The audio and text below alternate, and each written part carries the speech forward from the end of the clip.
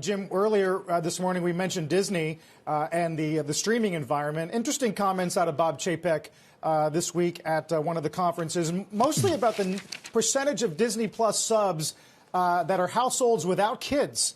We didn't realize the non-family appeal that a service like Disney Plus would have, and that has big implications for the way Disney thinks about its ongoing content. It's rather amazing, because what it says is we continue to misjudge the draw of this company. Now, Christine McCarthy, who's such a great CFO, made this point a couple of times, and it kind of went over people's heads that how many. And I think, David, what's happened is that there's a sense that this is a company that when you have kids, you visit, and then when the kids get older, you're done with. And they're not. Not if you like Star Wars. Right. Right. Not if you like any of the Mandalorian. Yeah. People watch Mandalorian. Well, that's my point. I mean, Mandalorian is a start, right? Anything having to do with that. And the Avengers group, my wife watches them over and over again. Yeah. I mean, Captain America, she's watched it 4 times. It doesn't change if you watch it.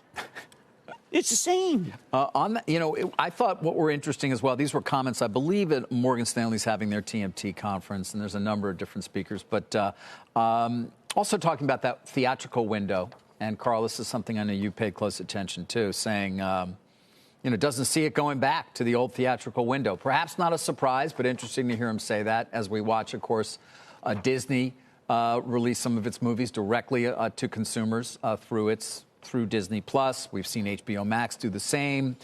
We've seen others. Paramount Plus is going to tighten up the window. And he just says, I don't think people have the tolerance for a movie in theaters for months after a year of getting titles when they want at home. Yeah, I guess I don't know if he updated their strategy on Black Widow, which I know they've been holding close to the vest in the hopes that will be a theatrical release. But I did notice, David, yesterday, Hollywood Reporter had a good piece on basically major filming production coming back to California with the assistance of some tax incentives, but things like Universal's doing a remake of Scarface with the Coen brothers. So whether it ends up on a streaming platform or in the theater, just getting stuff in the can is going to be huge for some of these names. Yeah, it certainly will be. I did notice there were signs up they were filming Succession actually, I was in Midtown in neighborhood there. That'd be terrific. So, you said hello to my little friend at AMC? One of the great shows on really HBO Max. Say again? Have you said hello to my little friend AMC Entertainment? An excellent article about Adam Aaron. Yes. Taking advantage of this situation. Talk about selling stock, right? Adam's very smart. Now we're obviously talking about movie theaters. Guys, before we finish on Disney, ESPN, I mentioned it a bit earlier. That, it hardly gets talked about, Jim. You've made this point when we talk Disney. That's a sports channel. And but let's not forget the NFL. That is going to happen You soon. Mentioned that yesterday. And you asked about that. The numbers are going to be very large. I asked Backish about it, the CEO of Viacom, when we had him on last week. He didn't really have a lot to offer there. But let's keep a close eye on it, because those numbers conceivably are going to be enormous. And we don't really talk ESPN as much, obviously, as we watch cord cutting continue. But, Jim, it's so interesting to see what the strategy will be longer term for ESPN and Disney, and how they view that asset, whether it's viewed as core. Remember, Hearst owns 20% of it, too. Right. When is Alphabet going to say, when is Google going to say, you know what, we want YouTube to win, and YouTube's doing quite well. Let's just buy. Let's take the contract.